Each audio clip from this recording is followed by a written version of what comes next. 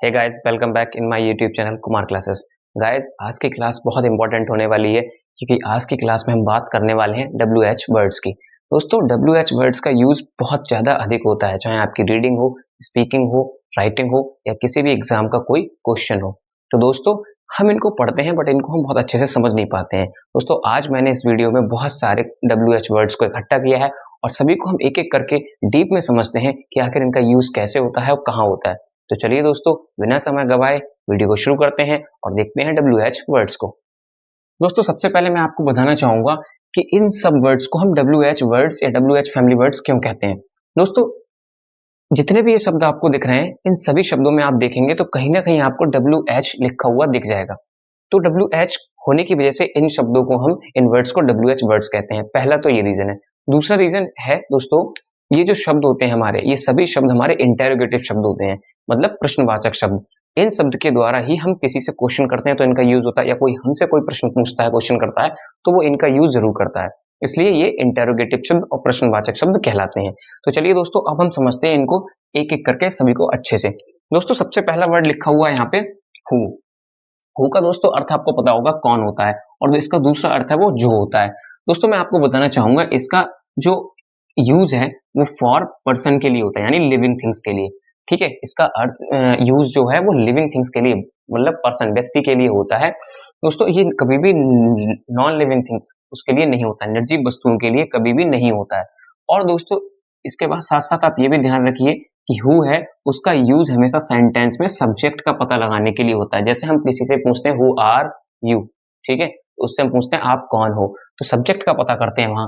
और दूसरा ये दोस्तों कि हु अगर आपने पढ़ा होगा तो हु हमेशा ध्यान रखिए relative pronoun, relative pronoun, relative pronoun में भी इसका बहुत यूज होता है। उसके साथ दोस्तों हम समझते हैं सेकंड वर्ड हुम को।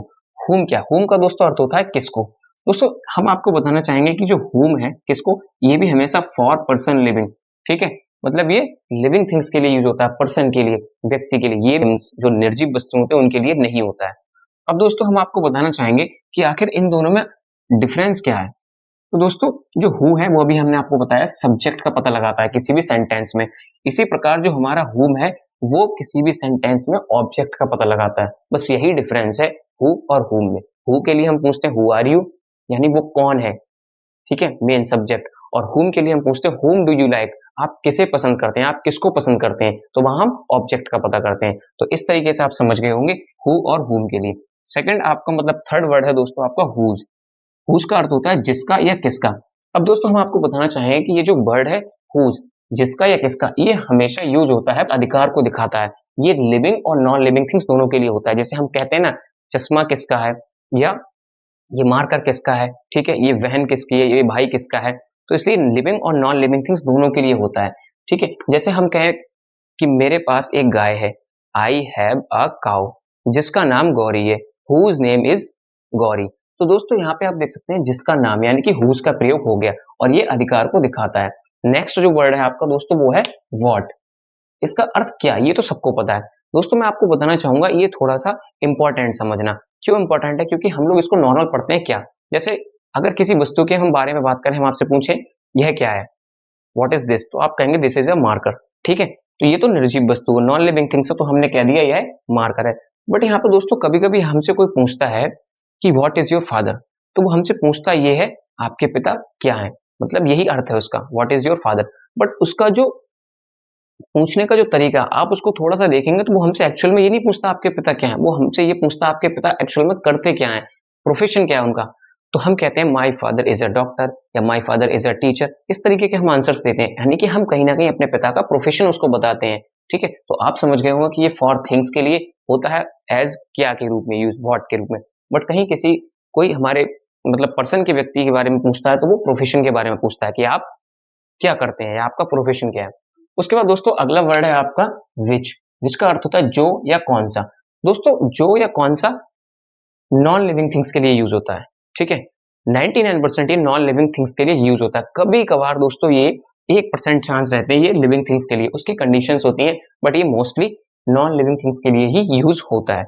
उसके बाद दोस्तों अगला वर्ड है वेयर। दोस्तों, वेयर का अर्थ होता है कहाँ, ये तो आप जानते ही होंगे। बट इसका जो यूज है ना, वो होता है फॉर प्लेस के लिए। प्लेस मतलब स्थान के लिए। हम किसी से पूछते हैं वेयर डू यू लिव, तो हम उससे यही तो पूछ रहे हैं एक्चुअल स्थान क्या है, आप कहाँ रहते हैं, तो ये प्लेस के लिए यूज होता है। उसके बाद दोस्तों हम देखते हैं अगला शब्द, हमारा अगला वर्ड है वेन। वेन का अर्थ होता है दोस्तों कब। दोस्तों ये कब जो है ये होता है हमारा फॉर टाइम के लिए यूज। हम किसी से जब भी पूछते हैं समय के बारे में, जैसे कि हम पूछते हैं when did you come here, आप यहाँ कब आए, तो हम उससे समय पूछते हैं आप यहाँ कब आए, मतलब किस समय आए, तो इसके लिए ये यहाँ पे वेन का यूज होता है। उसके बाद अगला जो वर्ड है दोस्तों वो है वाई। वाई का अर्थ होता है क्यों। ये हमेशा रीजन के लिए, फॉर रीजन, रीजन के लिए मतलब किसी भी कारण को पूछने के लिए यूज होता है। जैसे हम किसी से पूछते हैं, कहते हैं आप बरेली क्यों जा रहे हैं, तो हम उससे रीजन पूछते हैं, कार्य का रीजन, आप क्यों जा रहे हैं, तो इसलिए बहुत सारे रीजन होते हैं किसी भी चीज को पूछने के, तो ये रीजन के लिए यूज होता है। उसके बाद जो दोस्तों अगला वर्ड है वो है हाउ। हाउ का दोस्तों अर्थ होता है कैसे। अब कैसे का जो अर्थ होता है वो दो तरीके से होता है, इसको हम थोड़ा समझते हैं। दोस्तों इसका एक अर्थ होता है मेथड के रूप में, दूसरा होता है हेल्दी वर्ड्स के रूप में। कैसे होता है, अभी जैसे दोस्तों मैंने पीछे बात की थी वेन, वेन का अर्थ होता है कब, यानी कि फॉर टाइम के लिए। हम किसी से पूछते हैं when did you come here, आप यहाँ कब आए। ऐसे ही दोस्तों जो हम किसी से पूछते हैं how did you come here, आप यहाँ कैसे आए, तो हम उससे ये पूछते हैं मेथड के बारे में कि आप यहाँ कैसे आए। बट आपने कभी कभी देखा होगा कोई हमसे पूछता है, हम किसी से पूछते हैं हाउ आर यू, आप कैसे हो, तो वहां हम उससे उसके हेल्थ के बारे में पूछ रहे हैं, तो इस तरीके से ये हेल्दी वर्ड के रूप में भी यूज हो जाता है। तो आपको समझ में आया होगा कि पहले यूज जो इसका है वो मेथड के रूप में और दूसरा इसका हेल्दी वर्ड के रूप में यूज हो जाता है। आगे देखते हैं दोस्तों हम, अगला वर्ड है हमारा हाउ मैनी। हाउ मैनी और हाउ मच, दोस्तों ये दोनों ही जो शब्द हैं इनका अर्थ होता है कितना और कितना। बट अब हमें यहाँ ये समझना है कि ये कितना कितना दोनों जगह है, बट यूज कैसे होते हैं। देखिए दोस्तों जो हाउ मैनी है, हाउ मैनी है, इसका अर्थ कितना, ये होता है हमेशा काउंटेबल के लिए। अब काउंटेबल क्या होता है, काउंटेबल वो चीजें होती हैं जिनको हम गिन सकते हैं, जिन वस्तुओं के लिए हम गिन सकते हैं। वहां वस्तु हो सकती है, पर्सन हो सकते हैं, कुछ भी, मतलब किसी भी वस्तु या चीज को जो जिसको गिना जा सकता है वो काउंटेबल कहलाती है। तो उसके लिए हम हाउ मैनी का यूज करते हैं। और जो हाउ मच है हमारा, इसका मतलब भी कितना होता है, इसका मतलब होता है अनकाउंटेबल के लिए। अब दोस्तों हमें यहाँ समझना है अनकाउंटेबल। अनकाउंटेबल का मतलब होता है जिन वस्तुओं या चीजों को हम नहीं गिन सकते हैं वो हमारी अनकाउंटेबल कहलाती हैं, उनके लिए हम हाउ मच का यूज करते हैं। इसके बाद दोस्तों अगला जो शब्द है वो है हमारा हाउ फार। इसका अर्थ होता है कहाँ तक, यानी कि ये डिस्टेंस के लिए यूज होता है। डिस्टेंस मतलब दूरी। दोस्तों जब हम कभी भी किसी के साथ जाते हैं तो हम पूछते हैं कहाँ तक, ठीक है, यानी उसके बारे में पूछते हैं कि कितनी दूर अभी हमें चलना है या जाना है। तो इस तरीके से हम हाउ फार का यूज डिस्टेंस के लिए करते हैं। अगला हमारा जो वर्ड है वो है हाउ लॉन्ग। इसका यूज होता है कब तक। इसका यूज दो तरीके से, एक ड्यूरेशन के लिए और एक डिस्टेंस के लिए। ड्यूरेशन आपका अवधि और डिस्टेंस आपका दूरी। दोस्तों जब भी हम किसी से मतलब पूछते हैं कि आखिर कब तक हमें ये कार्य करना है या कब तक हमको ये कार्य करना पड़ेगा, तो वहां हम ड्यूरेशन के बारे में पूछते हैं, यानी कि इस तरीके से हम हाउ लॉन्ग का यूज करते हैं। नेक्स्ट जो आपके दो वर्ड हैं दोस्तों वो बड़ा ही इंपॉर्टेंट है, इनको आप समझिए थोड़ा मतलब केयरफुल्ली होके। एक वर्ड है आपका हाउ ऑफ्टेन, इसका मतलब होता है कितनी बार। दूसरा है हाउ मैनी टाइम्स, इसका मतलब भी होता है कितनी बार। बट इनका दोनों का यूज होता कहाँ है, कैसे, वो अभी हम आपको समझाएंगे। सबसे पहले दोस्तों हम आपको बताना चाहेंगे इस ऑफ्टेन के बारे में कुछ। ये लिखा हुआ ऑफ्टेन, दोस्तों इसको कुछ लोग ऑफ्टेन पढ़ते हैं, कुछ लोग इसको ऑफन पढ़ते हैं, तो आप बिल्कुल भी कंफ्यूज मत होइएगा। इसी शब्द के लिए ऑफन और इसी शब्द के लिए ऑफ्टेन यूज करते हैं लोग। उसके बाद हम बात करते हैं इनके डिफरेंस की। दोस्तों हाउ ऑफ्टेन कितनी बार, इसका यूज हम जब करते हैं जब हम किसी से किसी कार्य के बारे में बिल्कुल एक्यूरेट जानकारी चाहते हैं, बिल्कुल एक्यूरेट इंफॉर्मेशन, करेक्ट इंफॉर्मेशन। जैसे मैं कहूं कि how often do you go there in our day, आप एक दिन में वहां कितनी बार जाते हैं, तो यहां हमने एक्यूरेट पूछा उससे कि आप वहां कितनी बार जाते हैं एक दिन में, तो इसका मतलब हाउ ऑफ्टेन यूज होगा यहाँ। और नॉर्मल हम हाउ मैनी टाइम्स यूज करते हैं, ठीक है। उसके बाद दोस्तों अगला सेंटेंस सॉरी अगला वर्ड है हमारा एट व्हाट टाइम। इसका अर्थ कैसे निकलता है, देखिए इसका अर्थ होता है किस समय, और यहाँ पे लिखा हुआ है एग्जैक्ट टाइम। दोस्तों टाइम से आपको याद आया होगा कि टाइम तो अभी हमने आपको यहाँ भी बताया था, वेन में पूछते हैं कि कब टाइम के लिए यूज होता है। बट मैं आपको बताना चाहूंगा दोस्तों एट व्हाट टाइम, ये बिल्कुल एग्जैक्ट समय, करेक्ट समय। जब हम किसी से पूछते हैं करेक्ट सही समय के बारे में, जैसे कोई हमसे कहता है कि आज हम आपको वहां मिलेंगे, तो हम उससे पूछते हैं कि आप किस समय मिलेंगे, बिल्कुल करेक्ट समय, तो वहां हम एट व्हाट टाइम का यूज करते हैं। अगला आपका वर्ड है दोस्तों एट व्हाट प्लेस। किस जगह।